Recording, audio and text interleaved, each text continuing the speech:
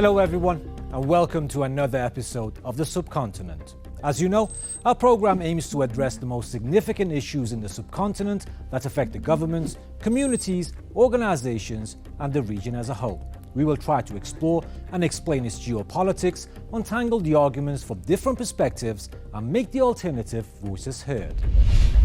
In this edition of the Subcontinent, we are going to take a look at the US offer of humanitarian assistance to crisis-stricken Afghanistan and what it means in the context of America's 20-year-long adventurism. And we shall discuss a major crackdown by authorities in Indian-controlled Kashmir in response to recent killings of the members of minority community. Reports suggest that the Biden administration has agreed to provide aid to Taliban-ruled Afghanistan, which is staring at a major humanitarian crisis. On the face of it, the gesture appears to be altruistic in nature, but on dissecting the issue, it becomes clear that the catastrophe itself has been manufactured by the US military-industrial complex. Even before Taliban's dramatic takeover in August, the country was grappling with economic recession, drought, and the COVID crisis. And then came the freezing of assets and aid by the US and its European allies, which plunged the country into an unimaginable crisis. In a classic case of manufacturing a crisis and then play-acting to resolve it, Americans have reportedly agreed to deliver financial aid to crisis-stricken Afghanistan, while refusing to politically recognize Taliban's caretaker government. It came after first direct talks between the two sides early October in Doha, nearly 2 months after the chaotic withdrawal of US troops from the war-ravaged country.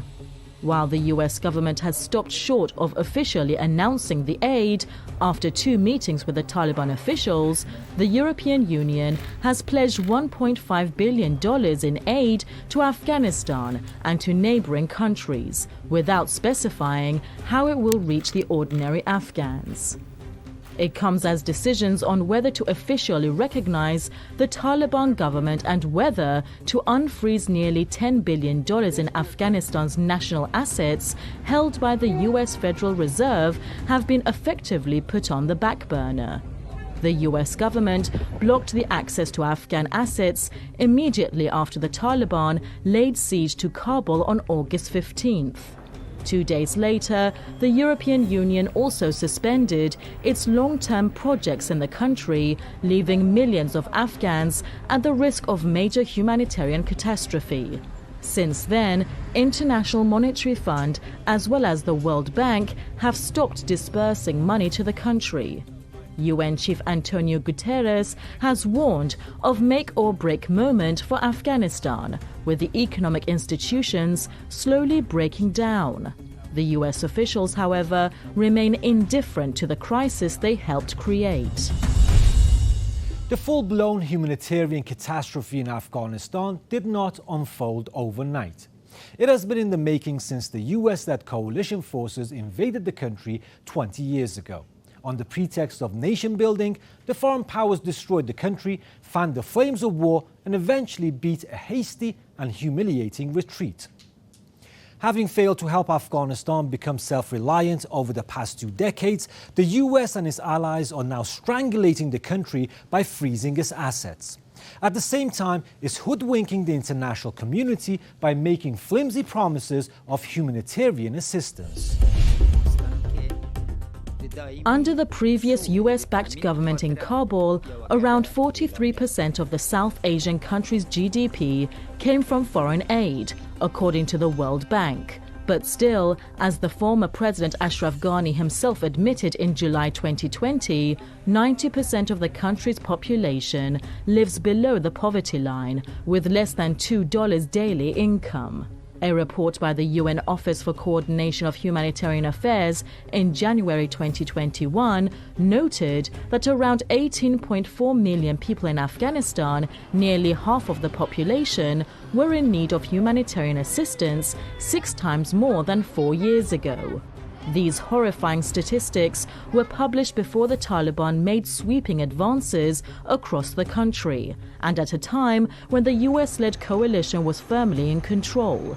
So, the question everyone is asking is, what happened to the $2.26 trillion the US claims to have spent in Afghanistan since 2001? Did it vanish into thin air? Before the Americans and Europeans froze Afghanistan's assets in August, they had for years enabled rampant corruption, filling the coffers of those who pledged loyalty to them. This gross misappropriation of funds was even acknowledged by the top US oversight body. So, the news about US or even Europeans offering aid to the country now should be taken with a grain of salt. Now, to have more insights, we are joined by Mr. Ryan Dawson, an author and geopolitical analyst. Mr. Dawson, welcome to the program. Hi, thanks for having me. It's very important. Now, as we've seen, Americans and Europeans have pledged aid to crisis-stricken Afghanistan 2 months after hastily abandoning the country. Now, do you think this so-called assistance should be seen with a measure of skepticism? Well, certainly it prudence would show that there should be skepticism toward this aid. And this has been ongoing even before the invasion of Afghanistan in 2001. All throughout the 80s, the United States had intervened in Afghanistan allegedly to fight the Soviets, and they had aided different factions, and there's never any result from this aid, and they used it as a bargaining chip. They used food aid, for example, which they would take away if they didn't get the political results that they wanted. And so this aid doesn't come without consequences. Hillary Clinton is infamous for cutting off food aid, which forced factions in Afghanistan to start selling opium again out of desperation, which led to more drug cartels and nefarious things. Of course, during the occupation of Afghanistan, and that's what it was, when they annexed it for 20 years, the U.S. was protecting poppy fields, but that revenue didn't go back to Afghanistan. That revenue went to intelligence agencies, and which was used as black budgets to finance terrorist groups like ISIS in Syria. Now, Mr. Dawson, it was the US government that initiated the talks with the Taliban last year without taking the Kabul government on board. So why is Washington now justified in freezing $10 billion of Afghan assets? Yeah, I mean, that wasn't part of the negotiations. Of course, there's different administrations. So the Trump government sat down and had negotiations with the Taliban. The Taliban did stop attacks on U.S. targets, and the U.S. stopped attacking the Taliban. So there was peace in Afghanistan so long as people upheld the agreement. Nowhere was it said, oh, later after we leave, we're going to freeze all your assets because you're not the government we really want. We were hoping the Afghan nationals that we were supporting were going to. It shouldn't be up to the United States to decide which government is in Afghanistan or not, first of all. It's not up to an outside power. That's supposed to be up to the people of Afghanistan. And when it's not, even within their civil war, what have you, the U.S. cannot be picking winners and losers in this, which it tried to do. And for 20 years, they wasted trillions of dollars, trillions with a T. Imagine if they spent a fraction of that on actually helping people in Afghanistan through charities or third parties, something that's not government. But that's not what happened. But they made a deal with the Taliban, and then the administrations did change. But I don't know if the old administration would have upheld the deal either. But as it is, the Biden admin comes in, reneges on the deals they made, and says we're going to freeze $10 billion. Why do they even control that much is another question, but they're going to freeze their assets. Now, they can do it based on power and based on the bully pulpit, but if you're asking, can they do that? Yeah, they can. They have the ability to. Should they be allowed to do that? Of course not. Mr. Dawson, one last question. Now Afghanistan is today staring at a humanitarian crisis or catastrophe. Do you think part of the blame should be shared by the US and its European allies? They are partly to blame, but they left weapons caches out for whomever, and their behavior first of all, is an act of terrorism when you take a drone and murder a family of 10, which finally got a lot of news attention, the final drone strike that took out a family, mostly children. That is an act of terrorism, and it also creates acts of terrorism as a backlash. And the drone policy and much of the house raiding policy and the double tap policy that they kept for 20 years in Afghanistan, which mainly did kill civilians, and in my opinion is terrorism itself, it's high-tech terrorism, will beget terrorism as a response. People who didn't hate or even know about the United States before is going to hate them now. Weapons of mass destruction that we say no one else is allowed to have, but that are used, cluster bombs and napalm and MK-77 and MOABs that the military did deploy in Afghanistan at some points, they kill indiscriminately. And they had very bad intelligence where, you know, one tribe would say, yeah, that's the bad guys over there, and it's just their own personal enemies, and the U.S. would run around, attack that one, and then, oh, oops, and then rinse and repeat. And then they had lots of green on blue attacks too. They need to just, they don't have the intelligence that was proven, so they can't do a good job of this. They engaged in acts of terrorism, whether they meant to or not. You know, if you drone strike the wrong car and end up killing a family because you got bad intel, it doesn't matter to that family. And let's be honest, this is not just all incompetency. If you do that a few times in the first year, you need to sort that out. And they never did. For a generation, they murdered people over there. And so that is terrorism. And of course, it's going to create terrorists. But in their minds, they won't think of themselves as terrorists. They'll think of, I'm avenging my family. Well, certainly they've had a role in the humanitarian crisis. I mean, they supported drug lords selling opium, who became the little fiefdoms in their valleys. Not the best people to be in charge. And a lot of the healing that Afghanistan may have been able to do has been impossible because they've been in perpetual war for the last 30 years, really, including the Soviet occupations and then the U.S. occupation.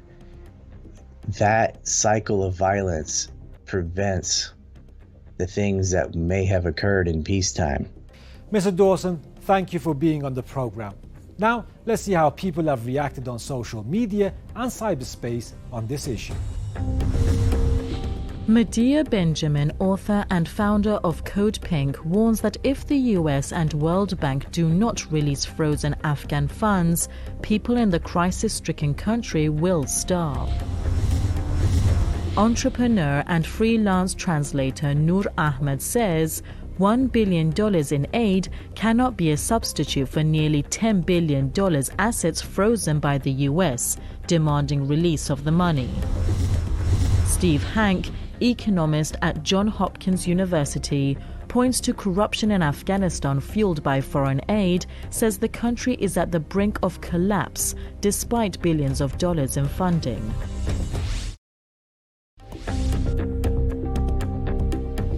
The situation continues to be fragile in the Indian-administered Kashmir after a fresh crackdown by the Indian security forces in early October, detaining over 700 people.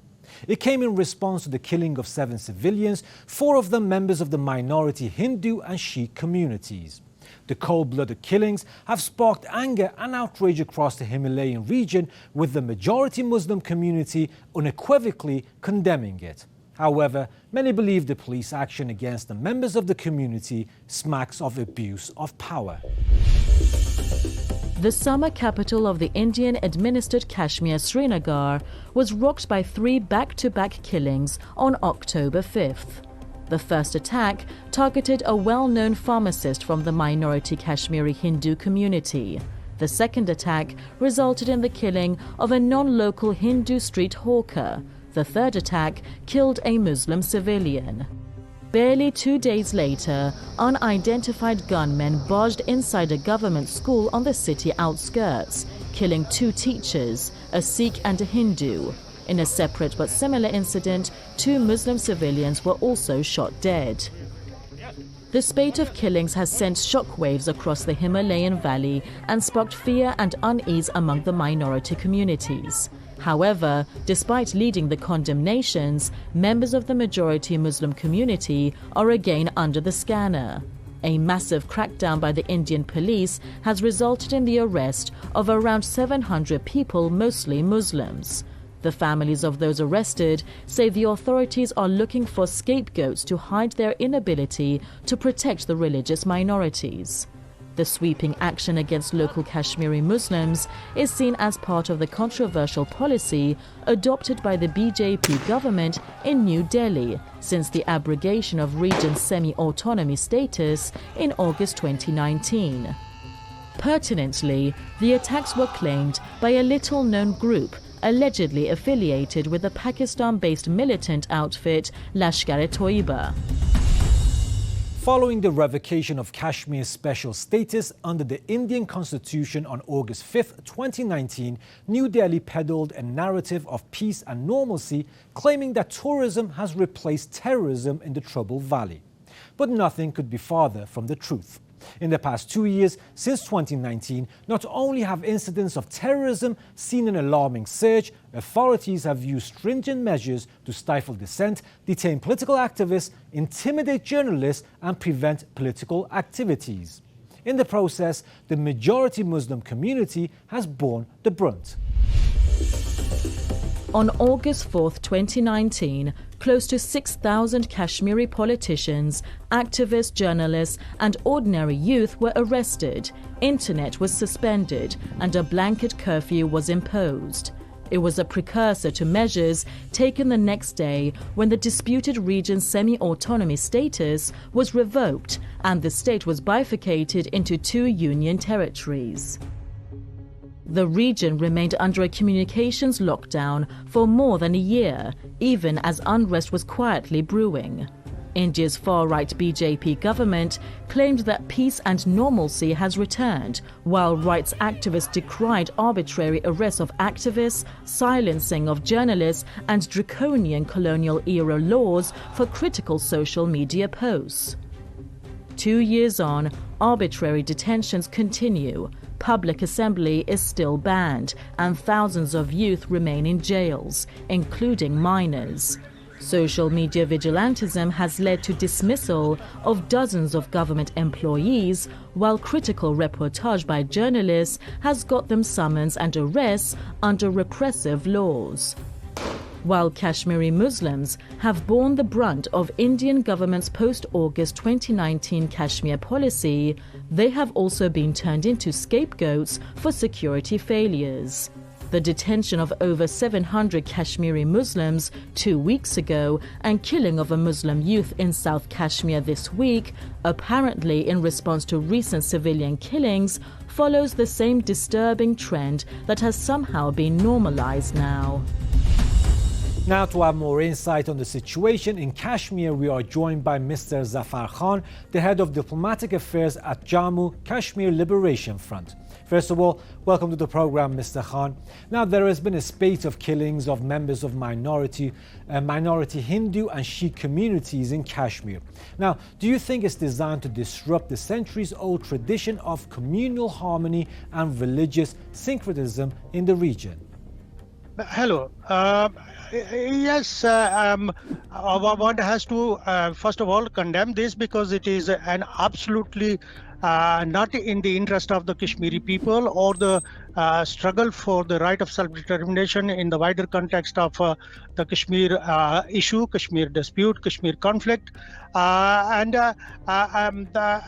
This is some kind of orchestrated, sinister move that can be attributed only to those who are in power in the state of Jammu and Kashmir, and particularly in Indian occupied Kashmir. You have something like 900,000 military and paramilitary forces who have practically over the past 2 years laid siege to at least 90% of the population of the Indian-occupied Kashmir of state of Jammu and Kashmir. And let's not forget, Kashmir since the 5th of August 2019 has been bifurcated and is directly ruled from New Delhi. There is no local rule in the state of Jammu and Kashmir for almost 26 months now, just over 26 months. Now, Mr. Khan, in a major crackdown, hundreds of Kashmiri Muslims have been detained in connection with the recent killings. Now, do you agree that the security agencies are looking for a scapegoat?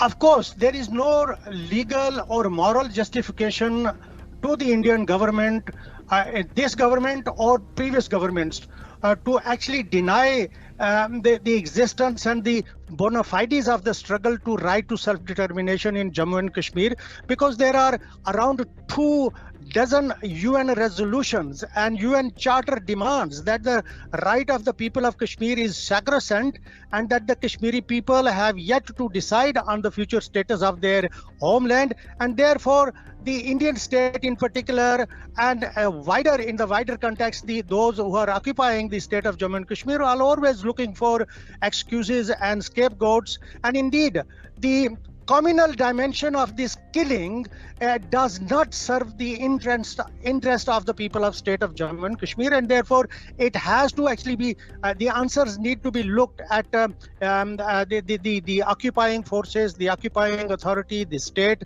that has the power and overwhelming power, unprecedented military occupation in the state of Jammu and Kashmir under Indian occupation is something that cannot be ignored at all. Mr. Khan, the BJP government in New Delhi claims that the abrogation of Article 370 will bring peace and development to Kashmir. So how do you assess the situation in the region 2 years down the line?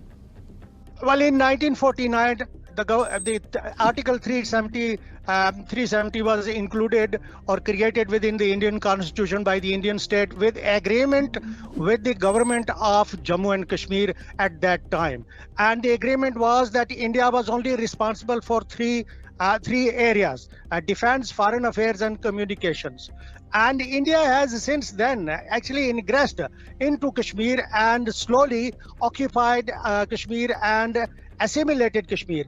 And abrogation of Article 370 means that since 5th of August 2019, Jammu Kashmir is an independent country occupied or reoccupied by a foreign power, and in clear contradiction of around 24 UN resolutions, and also in agreements both between the Kashmiris and Indian state, which was engaged in temporary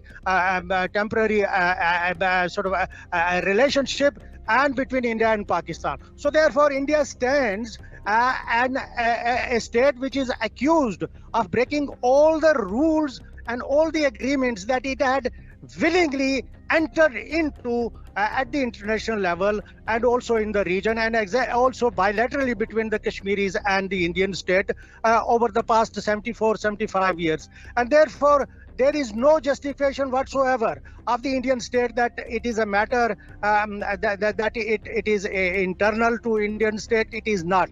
It is an international issue, and so the excuses from time to time that come from New Delhi is just to reinforce its false and fallacious and also malicious policies against the Kashmiri people. On that note, I would like to thank Mr. Khan for his precious time, knowledge and insight. Now, let's see how people have reacted on social media and cyberspace. India's Congress Party politician Salman Nizami denounces mass arrests in Indian-controlled Kashmir over 7 civilian killings, noting that everyone is not a militant. Muhammad Junaid, political anthropologist, says nobody was arrested when Hindutva mobs lynched people in mainland India, while in Kashmir hundreds were arrested for murders committed by a few. And that was our episode about the US trying to hoodwink the world through the flimsy promises of aid to Afghanistan, and how people in Kashmir are living in fear after recent killings followed by a major crackdown. So to watch the best bits and pieces of our show and more subcontinental updates, follow us on social media platforms, and don't forget to give us your feedback.